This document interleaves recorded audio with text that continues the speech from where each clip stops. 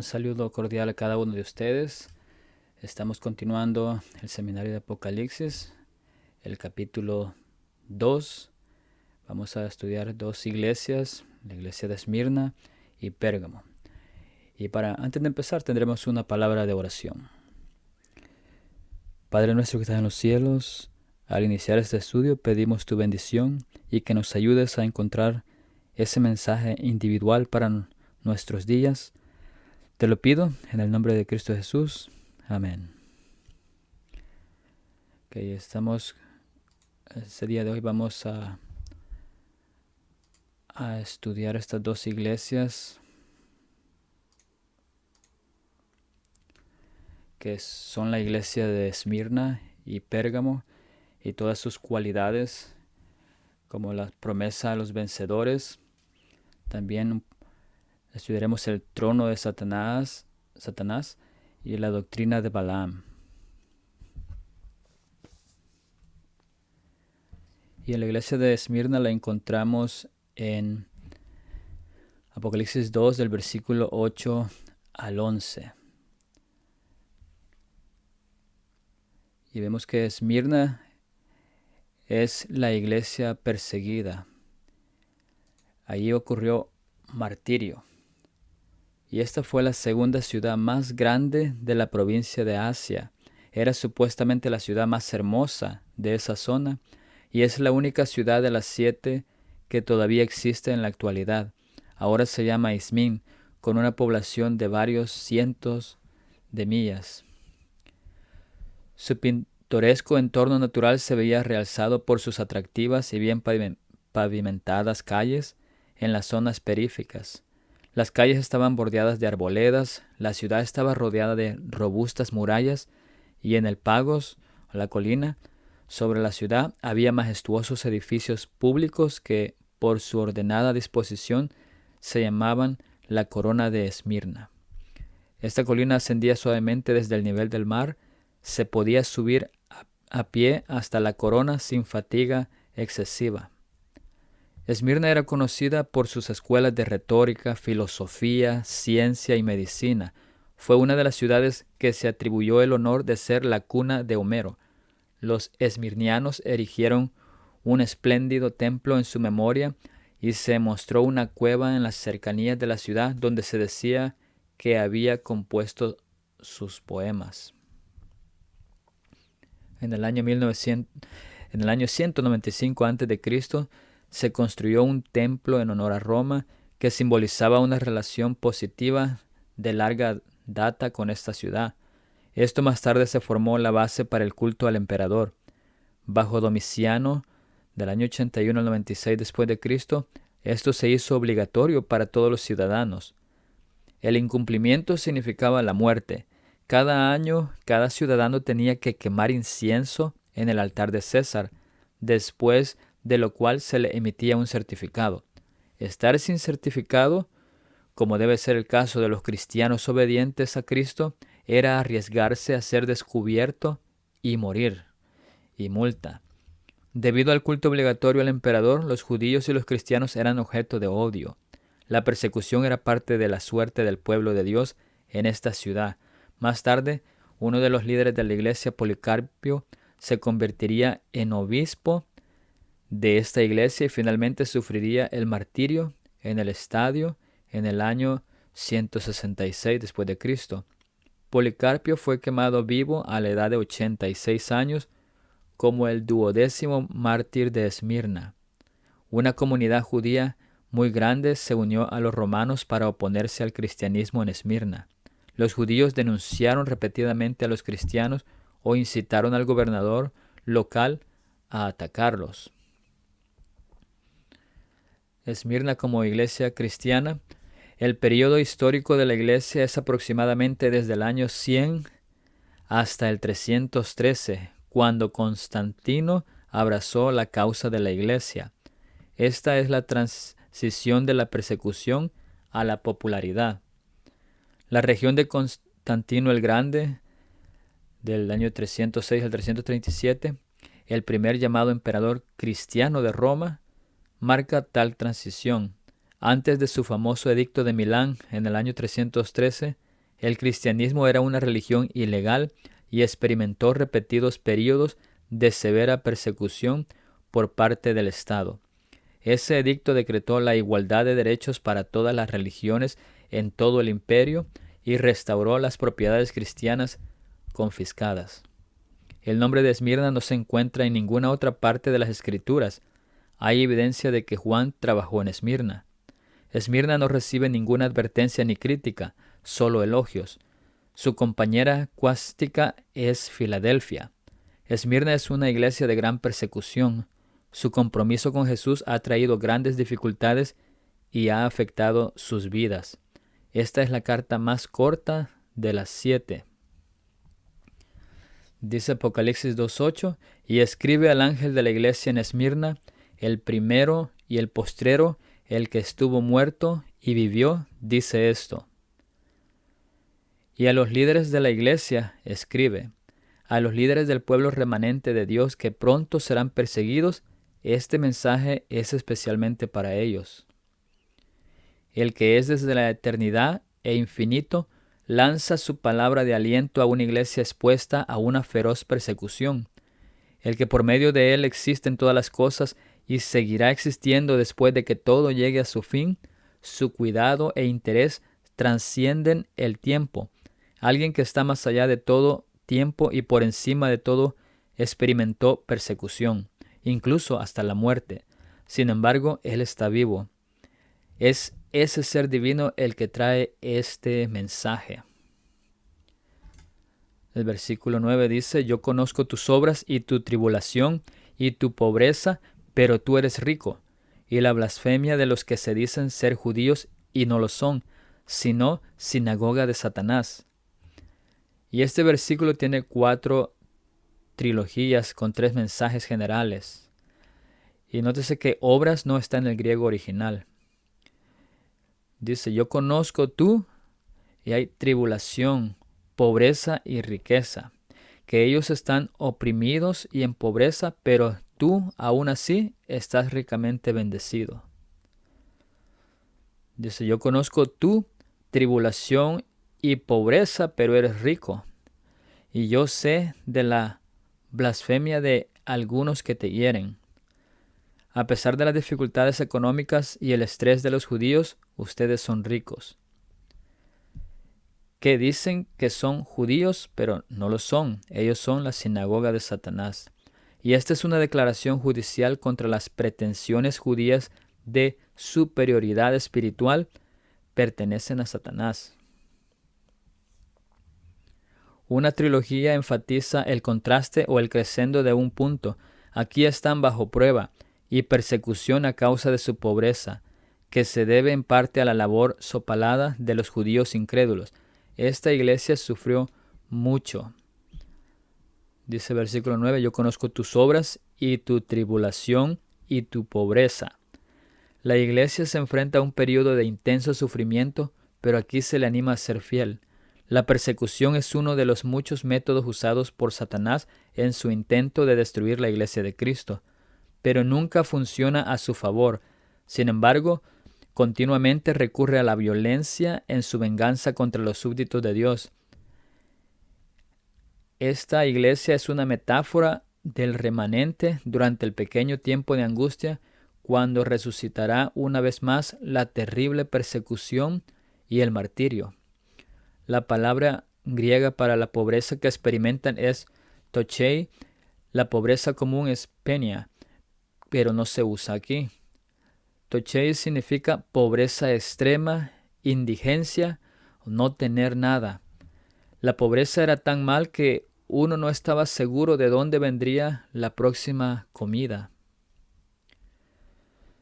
Pero dice, yo conozco tus obras y tu tribulación y tu pobreza, pero eres rico. La pobreza de Jesús abrió el camino para que los habitantes de Esmirna se hicieran ricos, ricos en lo espiritual. Los más humildes y pobres de los verdaderos discípulos de Cristo, que son ricos en buenas obras, son más benditos y más preciosos a la vista de Dios que los hombres que se jactan de sus grandes riquezas. son más honorables en las cortes del cielo que los reyes y nobles más exaltados que no son ricos ante Dios. Eso está en tomo 2 de Testimonios, página 682.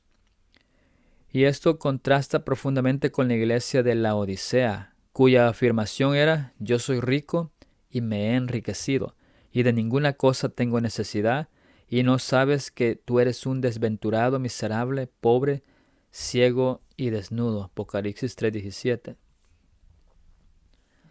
El versículo 9 sigue diciendo: y la blasfemia de los que se dicen ser judíos y no lo son, sino sinagoga de Satanás.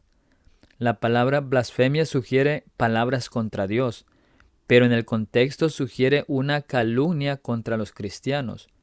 Era el tipo de calumnia que los exponía a las sanciones de la ley.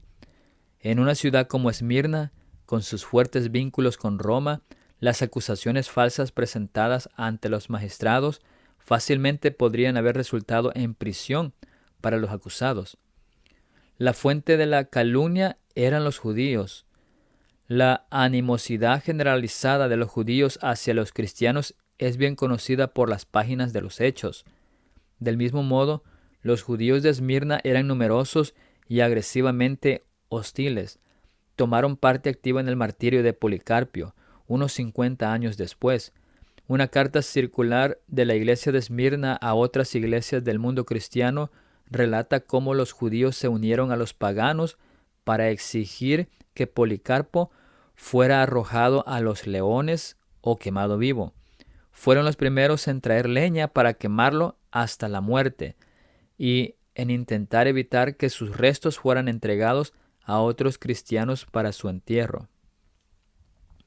Estas cuestiones nos plantean un desafío en cuanto a quienes eran judíos, parte de la iglesia, parte de la comunidad no relacionada con la iglesia o incluso racialmente no judíos. Ellos afirmaban tener autoridad espiritual al decir que eran judíos. De ese modo crearon un linaje espiritual. Pero Pablo dejó en claro quién era realmente un judío. Romanos 2:28. Pues no es judío el que lo es exteriormente, ni es la circuncisión la que se hace exteriormente en la carne, sino que es judío el que lo es en lo interior, y la circuncisión es la del corazón, en espíritu, no en letra. Filipenses 3:3 dice: porque nosotros somos la circuncisión, los que en espíritu servimos a Dios y nos gloriamos en Cristo Jesús, no teniendo confianza en la carne. El ataque de los judíos contra la iglesia de Esmirna fue irónico, porque demostró que los judíos no solo eran falsos judíos, sino también una sinagoga de Satanás, y que la iglesia, por implicación, era el verdadero Israel. Actitudes similares surgirán justo al final. La mayoría de los cristianos proclamarán que Jesús es su Salvador personal, afirmarán ser el verdadero pueblo de Dios, pero oprimirán a quienes no sigan sus creencias.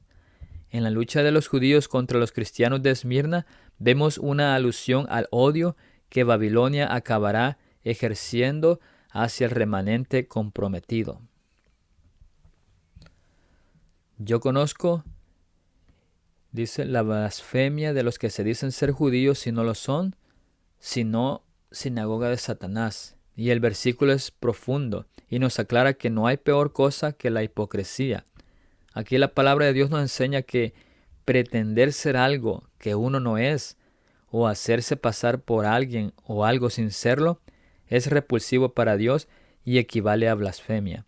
Aquí se nos presenta la misma esencia del espíritu anticristiano, aquel que se hace pasar por Cristo sin serlo y que en realidad está en su contra. Durante este periodo profético de Esmirna, los cristianos fueron perseguidos por el pagano imperio romano, que sospechó que eran culpables por una serie de delitos atroces, que ellos obviamente nunca cometieron. Malinterpretaron, por ejemplo, la comunión de la Santa Cena como una especie de canibalismo, en la cual tomaban sangre y comían carne humana. Confundieron la camaradería cristiana como libertinaje. Los culparon con cargos de ateísmo porque adoraron a un Dios invisible, sin imágenes. El mismo estado sospecha de ellos porque se negaron a venerar al emperador. Su creencia del fin del mundo con fuego fue explotado por el emperador Nerón, quien los culpó del incendio de la ciudad de Roma. Hubo un desprecio generalizado contra los cristianos porque fueron identificados con los judíos, que consideraban una religión atrasada y remota. Esta cita en Testimonio para los Ministros dice: Satanás tiene una gran confederación, su iglesia. Cristo la llama la sinagoga de Satanás porque sus miembros son los hijos del pecado. Los miembros de la iglesia de Satanás han estado constantemente trabajando para desechar la ley divina y confundir la distinción entre el bien y el mal. Satanás está trabajando con gran poder en los hijos de desobediencia y por medio de ellos para exaltar la traición y la apostasía como verdad y lealtad. Y en este tiempo el poder de su inspiración satánica está moviendo a los instrumentos vivientes para llevar a efecto la gran rebelión contra Dios que comenzó en el cielo. Eso está en la página 16. Y esta otra cita de Review and Herald del año 1896 dice: los que aman y guardan los mandamientos de Dios son los más detestables para la sinagoga de Satanás, y los poderes del mal manifestarán su odio hacia ellos en la mayor medida posible. Juan previó el conflicto entre la iglesia remanente y el poder del mal, y dijo: el dragón se enojó contra la mujer y se fue a hacer guerra contra el remanente de la simiente de ella, los que guardan los mandamientos de Dios y tienen el testimonio de Jesucristo. Las fuerzas de la oscuridad se unirán con los agentes humanos que han dado a sí mismos en el control de Satanás, y las mismas escenas que se exhibieron en el juicio, el rechazo y la crucifixión de Cristo serán revividas. El ceder a las influencias satánicas, los hombres se transformarán en demonios, y los que fueron creados a imagen de Dios, que fueron formados para honrar y glorificar a su Creador, se convertirán en habitación de dragones. Y Satanás verá en una raza apóstata su obra maestra del mal, hombres que reflejan su propia imagen. Esta otra cita también en el libro Crest Collection dice: en estos tiempos de especial interés, los guardianes del rebaño de Dios deben enseñar al pueblo que los poderes espirituales están en controversia. No son los seres humanos los que están creando tal intensidad de sentimiento como la que existe ahora en el mundo religioso. Un poder de la sinagoga espiritual de Satanás está infundiendo los elementos religiosos del mundo, incitando a los hombres a una acción decidida para aprovechar las ventajas que Satanás ha ganado al conducir al mundo religioso en una guerra resuelta contra ellos, que hacen de la palabra de Dios su guía y el único fundamento de doctrina. Los esfuerzos magistrales de Satanás ahora se realizan para reunir todo principio y todo poder que pueda emplear para controvertir las demandas vinculantes de la ley de Jehová, especialmente el cuarto mandamiento, que define quién es el creador de los cielos y de la tierra. Y esta es una fascinante transición a los momentos finales del conflicto de los siglos. Será una batalla entre la sinagoga de Satanás y el remanente. Dios intervendrá en el último momento. Satanás y sus seguidores serán derrotados rotundamente.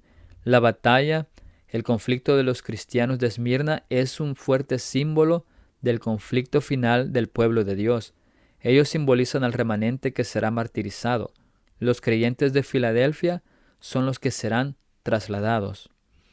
Apocalipsis 2:10 dice: no temas en nada lo que vas a padecer. He aquí, el diablo echará a alguno de vosotros en la cárcel para que seáis probados, y tendréis tribulación por 10 días. Sé fiel hasta la muerte, y yo te daré la corona de la vida. Esto está en tiempo futuro. Anticipa la persecución. Dios no promete alivio de esto, sino fuerza para soportar. lo suficiente como para ser valiente y no temer. El hecho de que el Señor conociera de antemano que habría más persecuciones demuestra su sabiduría soberana al permitir que ocurrieran.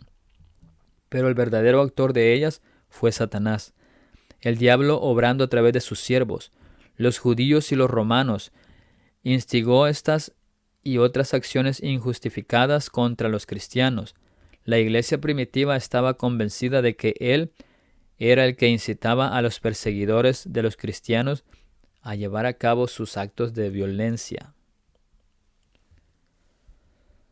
Versículo 10 dice: no temas en nada lo que vas a padecer. He aquí el diablo echará a algunos de vosotros en la cárcel para que seáis probados y tendréis tribulación por 10 días. Sé fiel hasta la muerte y yo te daré la corona de la vida. Este sería el mensaje que llegaría a los cristianos perseguidos a lo largo del tiempo. No temas ninguna de estas cosas.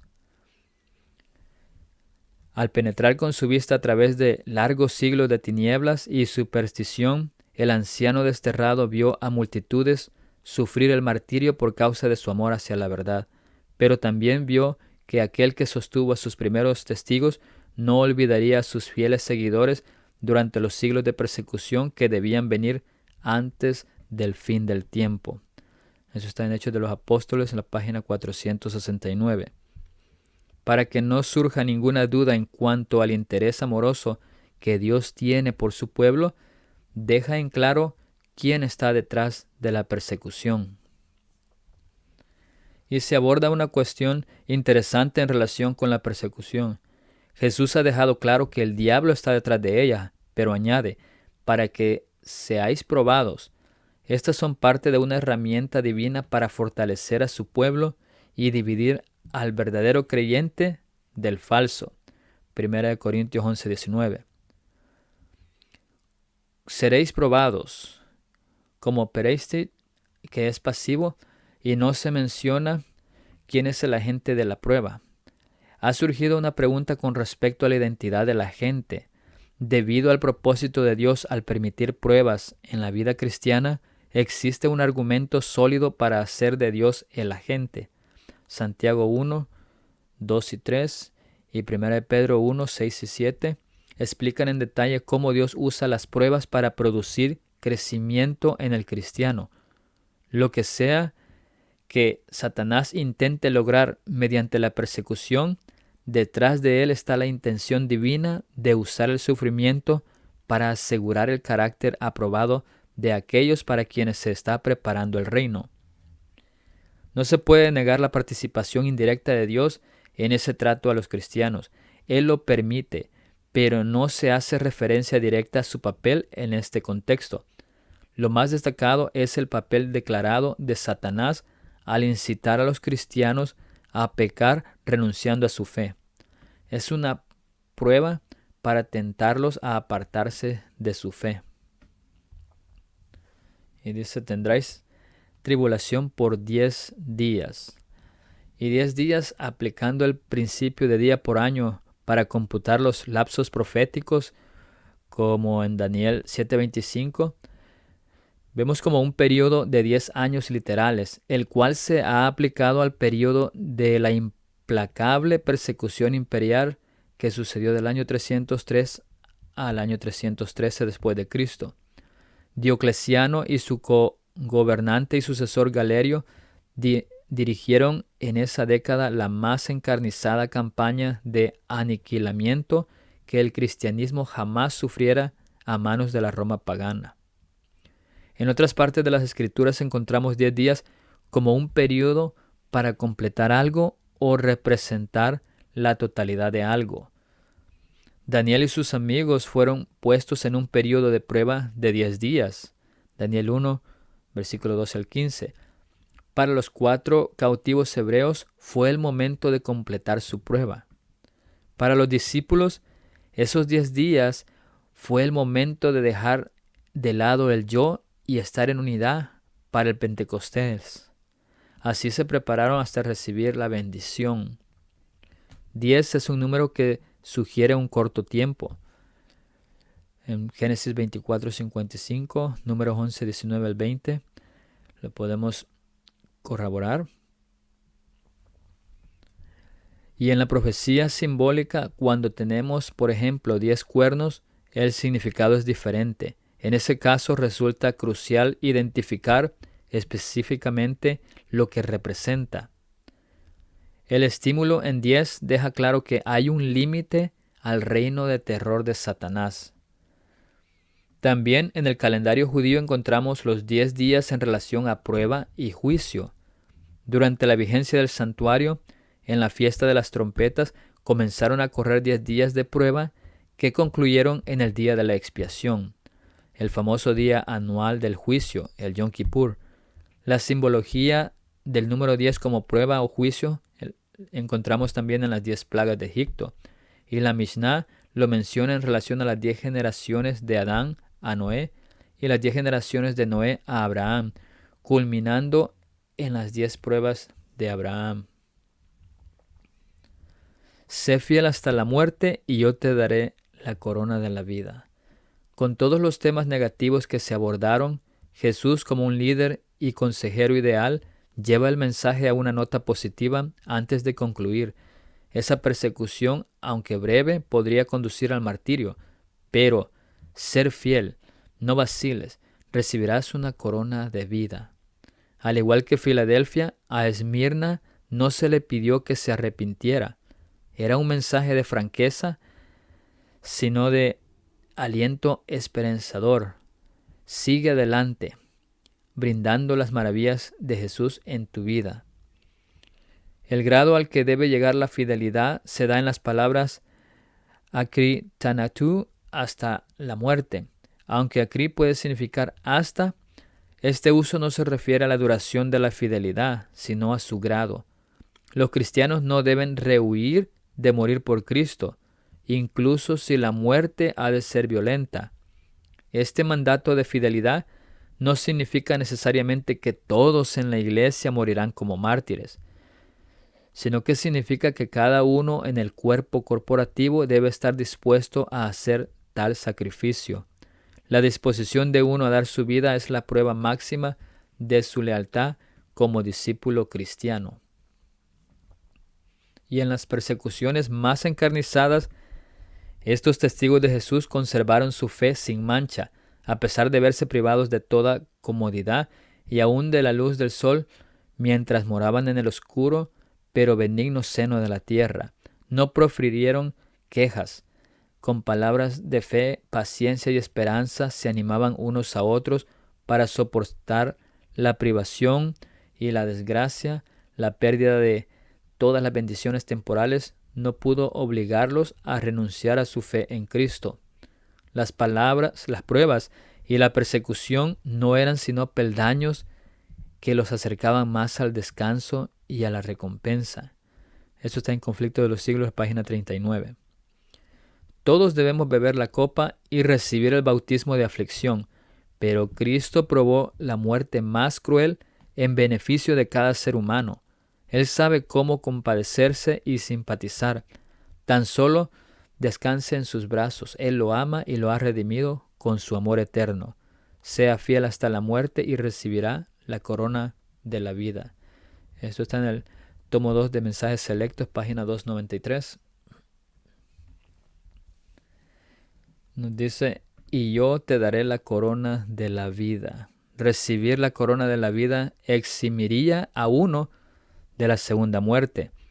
Una corona, símbolo de autoridad, logro, es parte de las recompensas celestiales de los fieles. 1 Pedro 5:4. Y cuando aparezca el príncipe de los pastores, vosotros recibiréis la corona incorruptible de gloria. Santiago 1:12. Bienaventurado el varón que soporta la tentación, porque cuando haya resistido la prueba recibirá la corona de vida que Dios ha prometido a los que le aman. La corona de la vida no es la diadema de la realeza, más bien es la guirnalda de la victoria. Sin embargo, las coronas serán verdaderas diademas. ¿Por qué la palabra griega Stéphanos? Jesús está haciendo un punto increíble. Haz lo que te he indicado y obtendrás la victoria y una corona de vencedor. El versículo 11 dice, el que tiene oído oiga lo que el Espíritu dice a las iglesias. El que venciere no sufrirá daño de la segunda muerte. Y este mensaje es para todas las etapas históricas de nuestra iglesia. La iglesia nunca podrá emplear su capacidad de oír mejor que cuando preste oídos a la voz de Dios, que le habla por medio de su palabra. Y el que venciere no sufrirá daño de la segunda muerte. Una vez más, el tema de la victoria, la superación, la fidelidad hasta la muerte. Y tenemos una teología de la victoria que nos dice, sé fiel hasta la muerte, escucha el Espíritu y esfuérzate, o sea, superar. Si es que el resumen de la iglesia de Esmirna nos dice que la palabra Esmirna significa amargo. Y esa fue la suerte de la iglesia cristiana primitiva en esa ciudad. La persecución vino en muchas formas.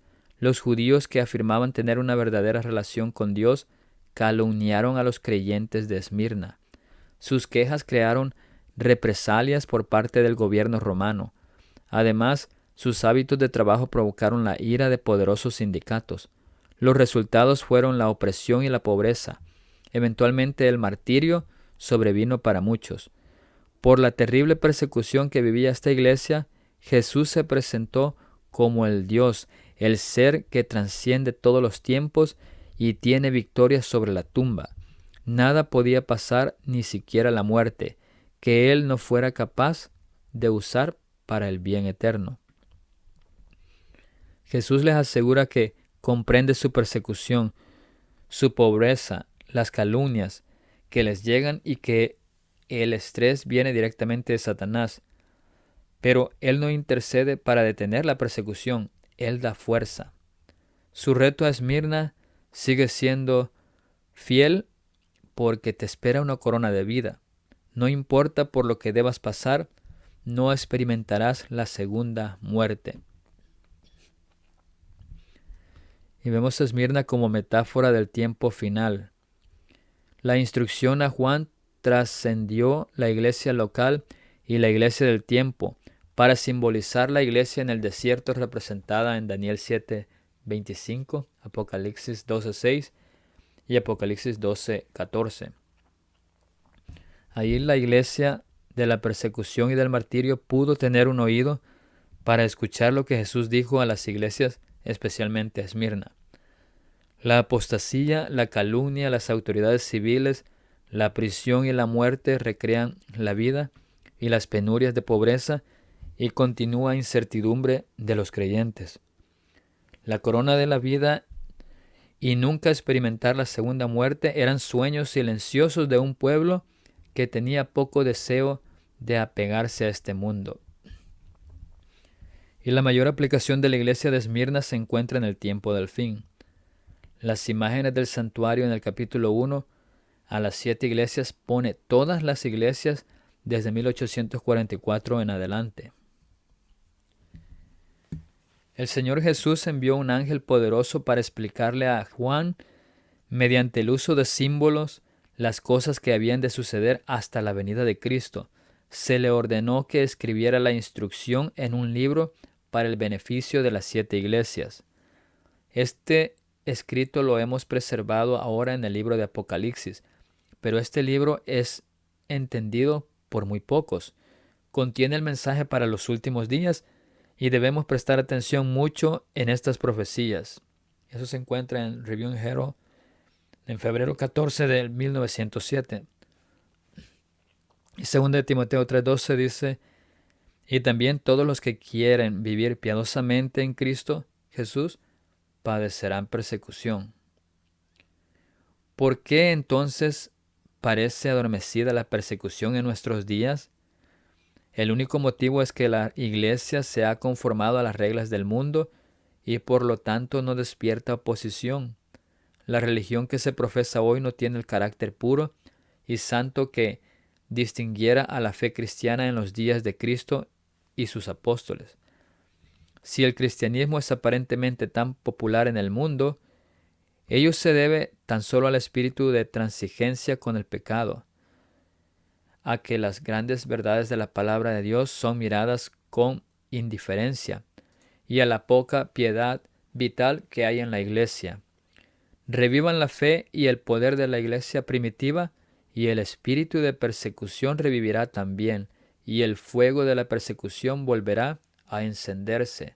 Eso está en Conflicto de los Siglos, página 45.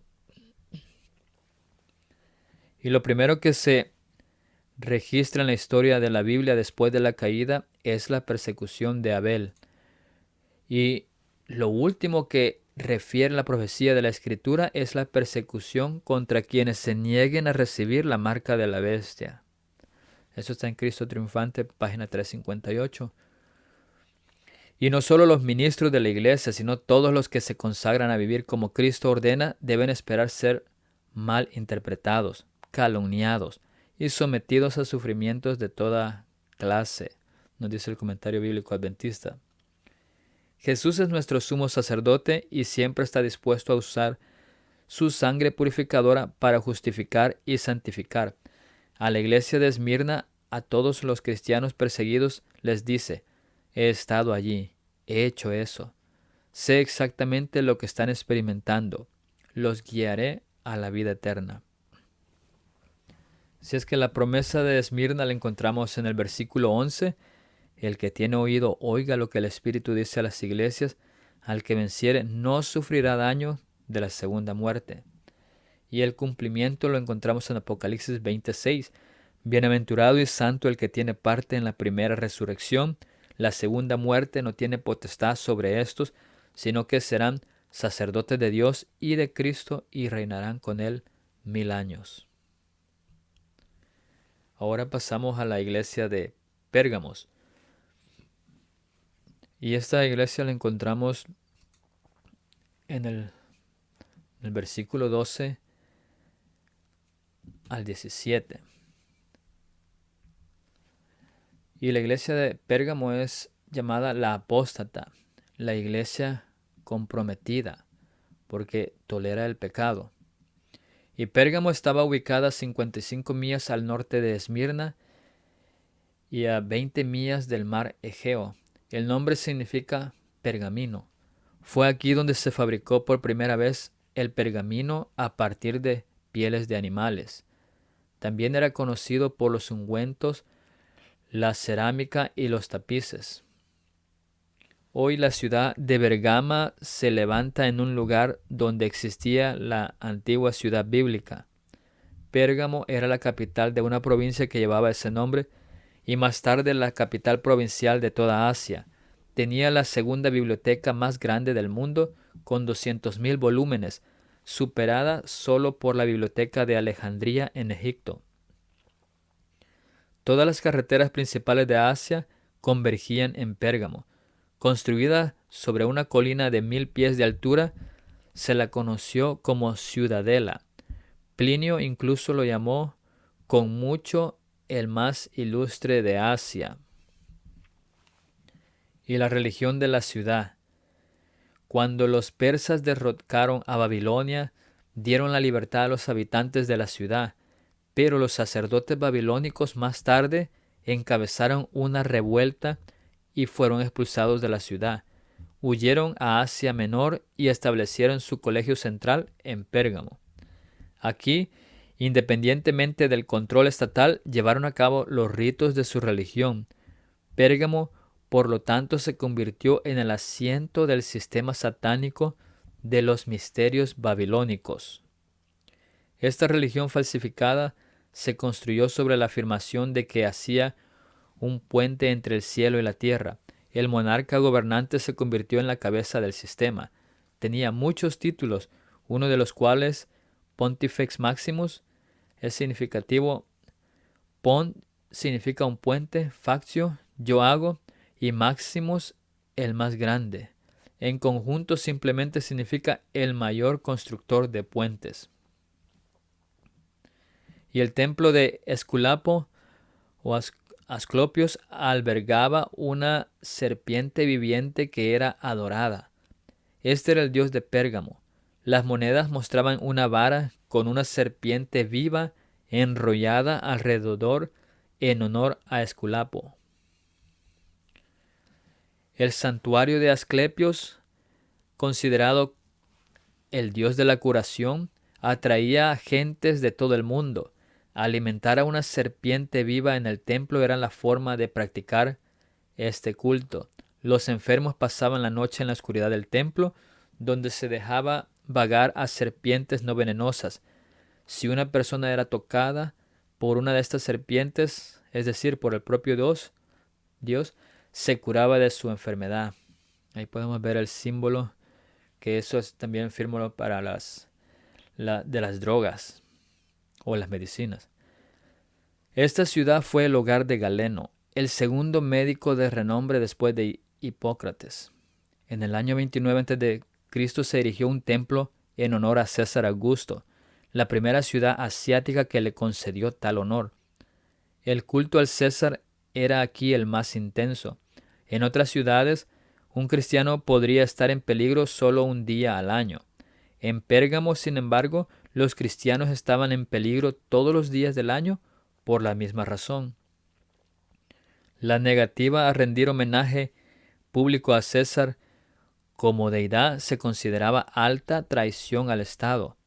En este ambiente sería muy difícil para los cristianos mantener un alto perfil de su fe. Y ahora Pérgamo como la iglesia cristiana, y la iglesia de Pérgamo representaba la época en la que la iglesia cristiana se unió con el Estado romano, bajo los emperadores Constantino en el año 313 después de Cristo y Teodosio en 380 después de Cristo, quien hizo del cristianismo la religión oficial del Imperio Romano, mediante el Edicto de Tesalónica.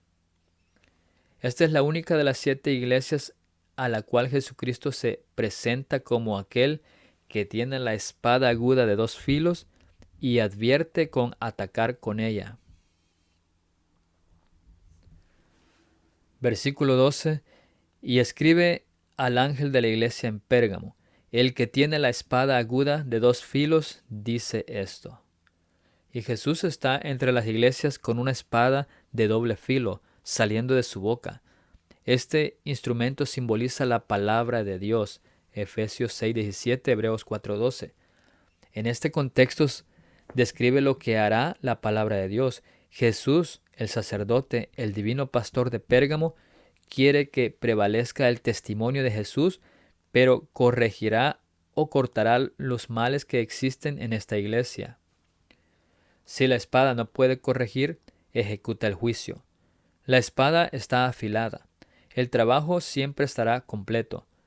La palabra de Dios es poderosa y eficaz. Los bordes del teo muestran que Dios no será imparcial. Ya que sus ministros, sus estrellas, han de dar este mensaje, la verdad ahora se convierte en un testimonio claro y directo. Esto simboliza la obra final de los líderes de Dios.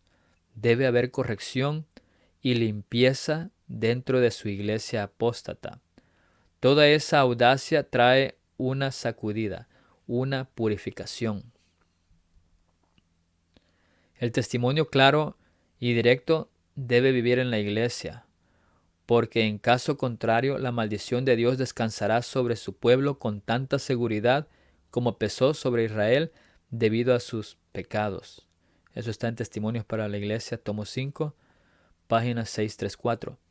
Un mensaje que es como una espada de 2 filos debe ser dado al pueblo para quitar los males que se ven entre ellos. Se debe dar un testimonio vivo que despierte la conciencia paralizada. Eso está en la revista Review and Herald, diciembre 1 de 1896. Así, Pérgamo se convierte en un símbolo de la iglesia apóstata justo al final. La espada de la verdad y el Espíritu vendrán a corregir o limpiar. El líder de Pérgamo representa a aquellos ministros y líderes de los últimos días que son invitados por el testigo fiel a dar a conocer un mensaje preciso a su propio pueblo. El testigo fiel es Jesús, Con toda autoridad, Él es también el testigo fiel, que tiene la verdad penetrante. Y parte del mensaje del tiempo del fin comenzará en la casa de Dios. Jesús está en una misión. Para los rebeldes, la palabra traerá condenación y sacudimiento. Para aquellos que se arrepientan, la espada del Espíritu los transformará. Así que tenemos la espada de dos filos que limpia y corrige, uniendo a los santos dentro de la iglesia. Y también esta espada de dos filos juzga y destruye, sacudiendo a los rebeldes de la iglesia. Escrito está: la palabra del Dios viviente está en vuestra arma. Esta palabra es la espada del Espíritu, más cortante que toda espada de dos filos. Es la flecha afilada, por la cual los impíos son asesinados. Es el poder de Dios para salvación. Eso lo encontramos en este periódico de grabadora de la Unión Pacífico en el año 1904. Versículo 13. Yo conozco tus obras y donde moras, donde está el trono de Satanás, pero retienes mi nombre y no has negado mi fe, ni aun en los días en que Antipas, mi testigo fiel, fue muerto entre vosotros, donde mora Satanás. Y antes de confrontarlos con el pecado que los aqueja, elogia a los miembros de la iglesia por algo en lo que han sido leales. Lección: simplemente mirando el orden del mensaje aprendemos compasión y ternura, tacto en nuestra enseñanza y amor en nuestro mensaje de reprensión. Jesús nuevamente deja claro que Él conoce su iglesia. Es un gesto hermoso el de abordar las fortalezas antes de abordar los problemas. Y encontramos un complemento mayor en esta trilogía. Nos dice: yo conozco, que Él está familiarizado, donde moras, que es el asiento de Satanás, pero retienes mi nombre, no has negado a Dios. Y dice: donde moras, donde está el trono de Satanás. Curiosamente, asiento es tronos o trono, o podría verse como el centro de autoridad. Esta ciudad era un semillero de poder satánico. Esto es tan significativo que al final del versículo Jesús repite: donde mora Satanás. Crea un contraste dramático entre el derecho de los cristianos a ser leales a Jesús y la iniquidad de su entorno. Satanás tiene el control de esa ciudad. La gente está dejando que Dios tenga el control de sus vidas. ¿Qué hizo de esta ciudad la sede de Satanás? Claramente Jesús sugiere que es peor que las otras 6 ciudades mencionadas. Pero ¿por qué Pérgamo alberga el trono satánico? Sigue sin respuesta. Sin embargo, algunas sugerencias incluyen, y son estos 7 puntos. Número 1.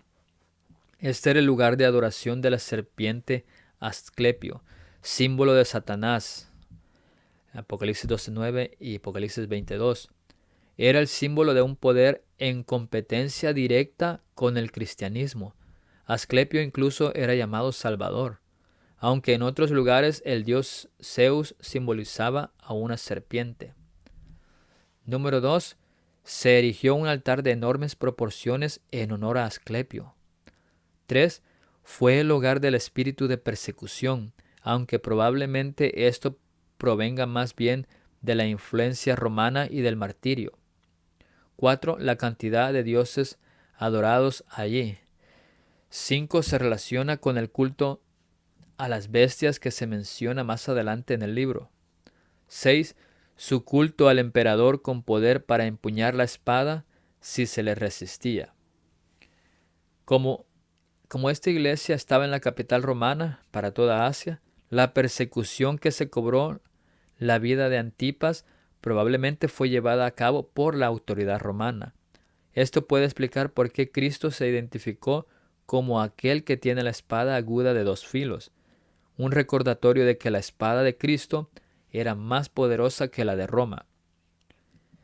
El trono de Satanás también es una metáfora de cualquier lugar que sea un semillero de iniquidad. ejemplos. Los seres celestiales cooperan con nosotros en la batalla a medida que avanzamos contra los ángeles y los hombres caídos para impulsar la batalla hacia nuevos territorios, incluso donde está el trono de Satanás. Eso está en tomo 8 de Manuscritos Release en la página 11. Dice, pero tienes mi nombre y no has negado mi fe. Aferrarse al nombre de Jesús sugiere capacidad de resistencia. En un ambiente malvado, no niegan el nombre de Jesús. Aferrarse sugiere lealtad y fidelidad a Él. De hecho, frente a las amenazas, no estaban dispuestos a llamar Salvador a nada ni a nadie. ¿Hasta qué punto llegó este compromiso? Lo demuestra la ilustración de Jesús, que dice, ni aun en los días en que Antipas fue mi fiel mártir, el cual fue muerto entre vosotros, donde Satanás mora. Las palabras que se usan aquí para referirse a Antipas, mártir fiel, son exactamente las mismas que se dieron acerca de Jesús en el capítulo 1, versículo 5, de testigo fiel. En ambos casos, ambas aplicaciones son descriptivas. No se sabe nada acerca de Antipas, pero Jesús usó su nombre en la Santa Palabra para ilustrar la profundidad de la fidelidad que él aprecia. De hecho, Jesús dijo, mi fiel mártir. Jesús lo dignifica con este elogio. Aparentemente Antipas era parte de la resistencia a la presión imperial sobre los cristianos para que comprometieran su lealtad a Cristo. No se sabe nada con certeza sobre este hombre, excepto lo que dice este pasaje, pero la tradición sugiere que fue quemado vivo en un toro de bronce durante el reinado de Domiciano. Y Antipas está compuesto por dos palabras, anti, que significa en contra, y pas, que es una abreviatura de papas, que significa padre o papa, o sea que estaba en contra de los papas. Versículo 14. Pero tengo unas pocas cosas contra ti, que tienes ahí a los que retienen la doctrina de Balaam, que enseñaba a Balac a poner tropiezo ante los hijos de Israel, a comer de cosas sacrificadas a los ídolos y a cometer fornicación. Y al principio hubo fuertes elogios, pero ahora en contraste llegan severas quejas. Aquí tenemos una iglesia con una lealtad impecable a Jesús, pero que tolera el pecado dentro de sus filas. Han sido negligentes a la hora de defender la verdad y disciplinar la conducta pecaminosa. La iglesia entera no era mala ni degradada, pero como el cáncer, la presencia de falsedad y malas prácticas entre algunos miembros requería la espada del Espíritu. Era necesario instituir una limpieza. Las palabras de Cristo dejan claro que las fortalezas positivas serán temporales a menos que se corrija este problema. Tengo unas pocas cosas contra ti, que tienes ahí a los que retienen la doctrina de Balaam, que enseñaba a Balac a poner tropiezo ante los hijos de Israel, a comer de cosas sacrificadas a los ídolos y a cometer fornicación. Los líderes parecían tener un compromiso orientado a Cristo, pero no eran líderes espirituales del rebaño. La pureza e integridad de la iglesia no era una carga. La culpa de la iglesia como un todo no fue la adhesión a la enseñanza o doctrina de Balaam, sino más bien la indiferencia hacia aquellos dentro que simpatizaban con ella. ¿Qué es esta doctrina de Balaam? Es apropiado que Jesús haya descrito el primer problema de esta iglesia como la doctrina de Balaam. Balaam había sido profeta de Dios y un hombre bueno, pero apostató. Está en el tomo 1 de El Espíritu de Profecía, página 320. La apostasía se estaba infiltrando en Pérgamo porque mantenían una piedra de tropiezo dentro de la iglesia por dos pecados. Uno, comer alimentos sacrificados a los ídolos, y dos, adulterio. toda la iglesia, la nación, Israel, tropezó y sufrió a causa del pecado, a causa del consejo dado por Balaam al rey Balac. Todos comieron cosas sacrificadas a los ídolos y cometieron adulterio. No, pero toda la iglesia fue considerada responsable. Por los juicios que se acercaban rápidamente, el pueblo fue despertado a la enormidad de su pecado. Una terrible peste estalló en el campamento, de la cual decenas de miles cayeron presas rápidamente. Eso está en el libro Patriarcas y Profetas, página 431. Estos dos pecados se mencionaban por separado, pero formaban parte de las festividades religiosas y seculares paganas de Pérgamo. Este grupo de personas de esa iglesia simbolizaba el consejo de Balaam. Así como Israel fue influenciado a fornicar tanto sexual como espiritualmente, lo mismo ocurrió con los cristianos en Pérgamo. Al igual que Balaam, este era un grupo de falsos profetas que fomentaban la participación en fiestas de ídolos, enseñando que tal permiso era permisible para los cristianos. Balaam sabía que la prosperidad de Israel dependía de su observancia de la ley de Dios. En el tomo 1 de Espíritu y Profecía, página 326 y 27. De un modo casi imperceptible, las costumbres del paganismo penetraron en la iglesia cristiana. El espíritu de avenencia y de transacción fue coartado por algún tiempo por las terribles persecuciones que sufriera la iglesia bajo el régimen del paganismo. Mas habiendo cesado la persecución y habiendo penetrado el cristianismo en las cortes y palacios, la iglesia dejó a un lado la humilde sencillez de Cristo y de sus apóstoles por la pompa y el orgullo de los sacerdotes y gobernantes paganos, y sustituyó los requerimientos de Dios por las teorías y tradiciones de los hombres.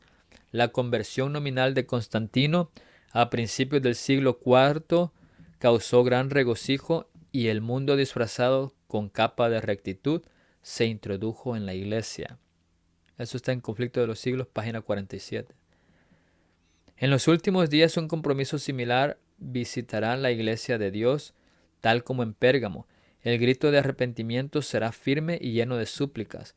Muchos desdeñarán esta invitación final, y en lugar de una iglesia que se mancha, será purificada por el zarandeo. La espada de la verdad que sale de la boca de Jesús pasará de ser una clara llamada al arrepentimiento a ser una espada de juicio. El destino de los apóstatas rebeldes quedará sellado para no volver más. Versículo 15. Y también tienes a los que retienen la doctrina de los nicolaitas, la que yo aborrezco. Los nicolaitas parecen ser una secta cristiana primitiva que de alguna manera había caído en actos de inmoralidad. En el diccionario bíblico Easton encontramos la definición de nicolaitas, que se elogia a la iglesia de Éfeso, Apocalipsis 2:6, por odiar las obras de los nicolaitas, y se culpa a la iglesia de Pérgamo por tener a quienes sostienen sus doctrinas.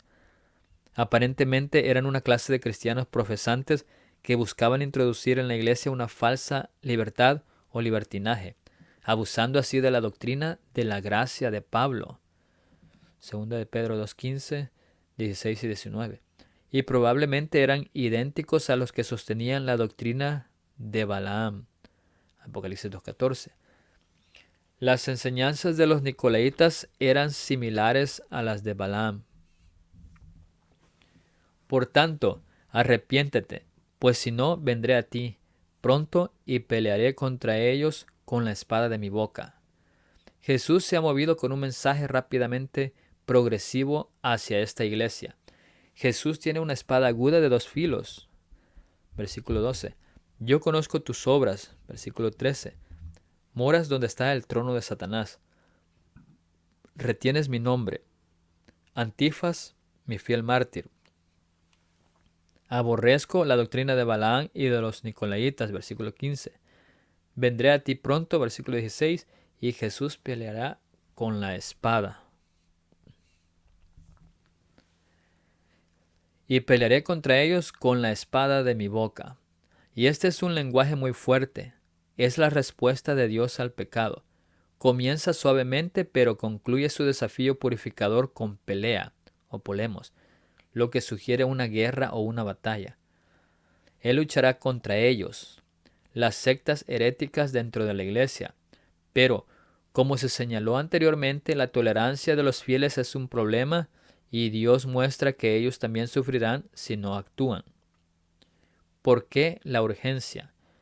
Lo incorrecto vencerá a lo correcto cuando se tolere. La advertencia es urgente, con vínculos alusivos a la segunda venida. No actuar, todos sufrirán. Si no se tomaban medidas rápidamente, toda la iglesia podría quedar cautivada por estos maestros. Y este versículo concluye una vez más con imágenes de la segunda venida. Jesús, la palabra de Dios, ejecuta el juicio final y la justicia. El que tiene oído, oiga lo que el Espíritu dice a las iglesias. Al que venciere, daré a comer del maná escondido, y le daré una piedrecita blanca, y en la piedrecita escrito un nombre nuevo, el cual ninguno conoce sino aquel que lo recibe. Y al ofrecer Jesucristo el maná a los vencedores, en el contexto de la época de Pérgamo, es un claro llamado a la lealtad de sus siervos hacia los mandamientos de Dios.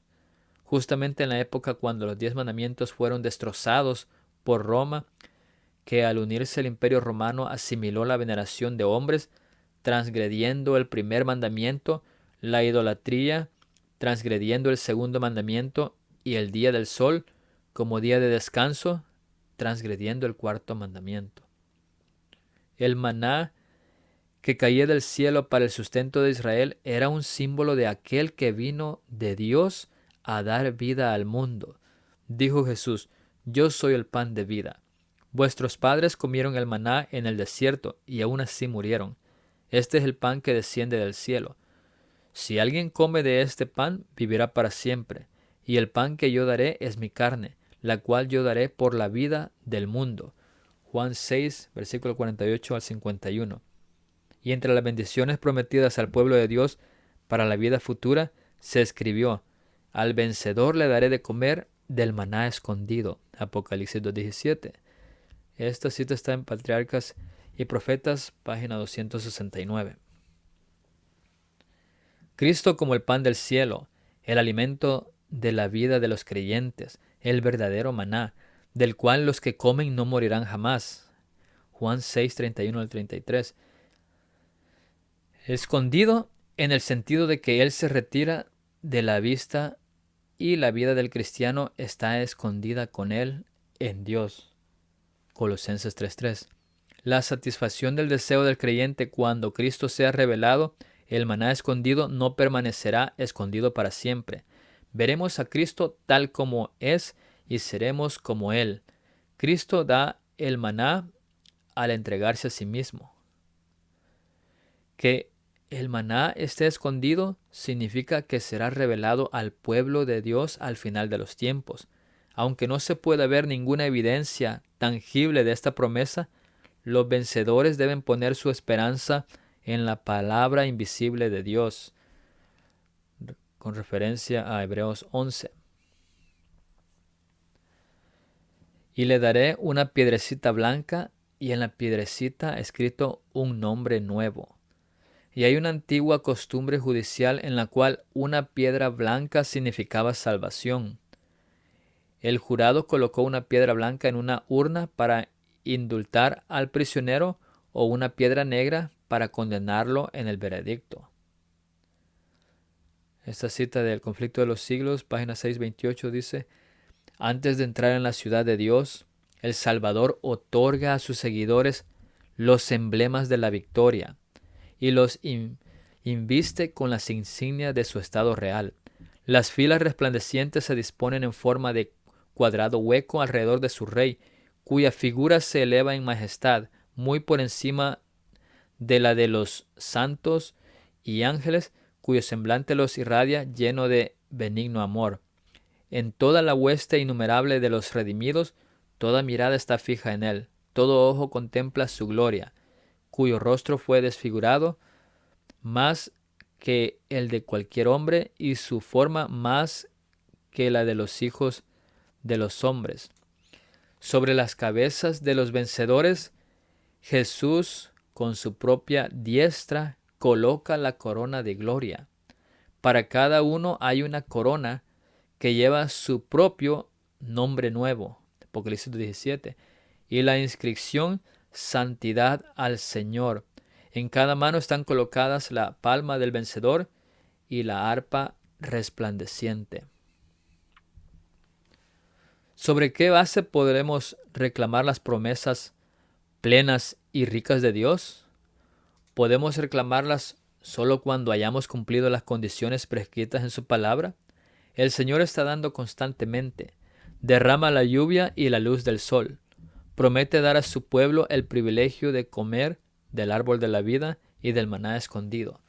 Extiende la corona de vida, la piedrecita blanca con el nombre nuevo escrito en ella. Está en la revista de Review and Herald, en el año 1889.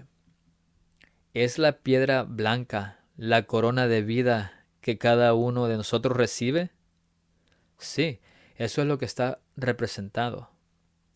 En el mundo antiguo y en el Antiguo Testamento, conocer el nombre de alguien, especialmente el de Dios, a menudo significaba entrar en una relación íntima con esa persona y compartir su carácter o poder.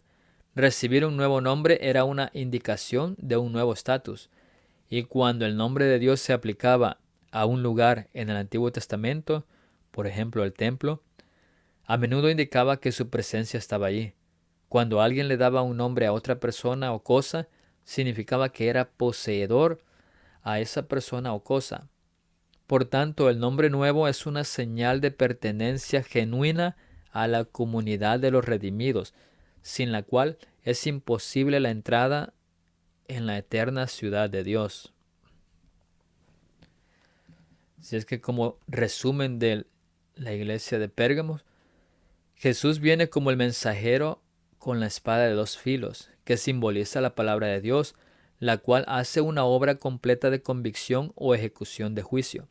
Sin embargo, Jesús estaba muy disgustado con esta congregación fiel, por un problema que amenazaba su recompensa eterna. Toleraron dentro de la iglesia la falsa doctrina y el mal comportamiento con dos sectas distintas. Lo mismo que resistieron en la comunidad lo permitieron en la iglesia. El resultado sería la eventual corrupción de todos. Jesús condena los cultos de Balaam y los Nicolaitas e insinúa que los fieles se sentirán culpables si se sigue tolerando el pecado. Se les advierte que se arrepientan de ello o Dios tomará el asunto en sus propias manos. Una iglesia que transige significa que se retiene la bendición de Dios. El odio al pecado no solo debe llegar a un punto en el que se lo mantenga fuera de la vida, sino que ellos deben asegurarse de que se lo mantenga fuera de su iglesia. La recompensa eterna de recibir una corona o piedra blanca y el carácter de Jesús encarnado en esa corona fueron ofrecidos al vencedor. Sugiere que tolerar el pecado era un problema que necesitaba ser superado. Y como metáfora del tiempo final, hay poderosas alusiones del tiempo del fin dadas a esta congregación. Estos mensajes especiales están dirigidos a todos los que esperan su regreso. Uno de los desafíos del tiempo del fin será la tolerancia del pecado dentro de las filas de la Iglesia de Dios. La congregación de Pérgamo no opuso resistencia a los miembros, que eran idólatras y adulteros. De hecho, estos balaamitas y nicolaitas cultos incluso justificaron su comportamiento bajo el pensamiento antinomiano, salvos por gracia y libres de la ley. La aplicación es para la última iglesia de Dios. El pecado deliberado que se tolera estropeará la pureza de la iglesia y de sus miembros. Un sorprendente asunto de Pérgamo ha entrado en la iglesia de Dios del tiempo del fin. Y mientras estudio la palabra de Dios, me siento alarmado por el Israel de Dios en estos últimos días. Se les exhorta a huir de la idolatría.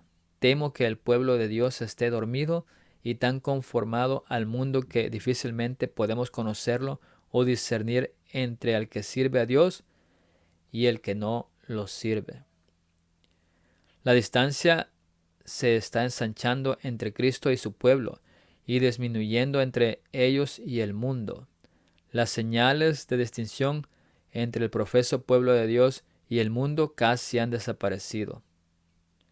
Siguen las abominaciones de las naciones que los rodean, como lo hizo el antiguo Israel. Y aquí tenemos nuevamente la promesa a Pérgamo que la encontramos en el versículo 17, que dice: el que tiene oído, oiga lo que el Espíritu dice a las iglesias. Al que venciere, daré a comer del maná escondido, y le daré una piedrecita blanca, y en la piedrecita escrito un nombre nuevo, el cual ninguno conoce, sino aquel que lo recibe. Y el cumplimiento lo encontramos en Apocalipsis 22:4, que dice: y verán su rostro, y su nombre estará en sus frentes. Esa es la promesa para esta iglesia y que se cumple. Vamos a dejar hasta aquí este capítulo y más adelante continuaremos con el resto del capítulo, que es la iglesia que sigue de Tiatira, para poder terminar este capítulo 2. Así que para terminaremos con una palabra de oración. Oremos. Gracias, Señor, por permitir aprender un poco más de tu misericordia. Te pido que en esos momentos de aflicción tú estés en nuestros corazones y que ahorita vivimos en un mundo lleno de maldad, pero ayúdanos a poder encender nuestra antorcha y poder compartir a otros de tu palabra. Quédate en nuestros corazones y te lo pedimos por los méritos divinos de Cristo Jesús. Amén. Bueno, amigos, ya hemos llegado ya al final de este video y continuaremos terminando el capítulo 2 en el siguiente video. Así es que Dios les bendiga y nos vemos hasta la próxima.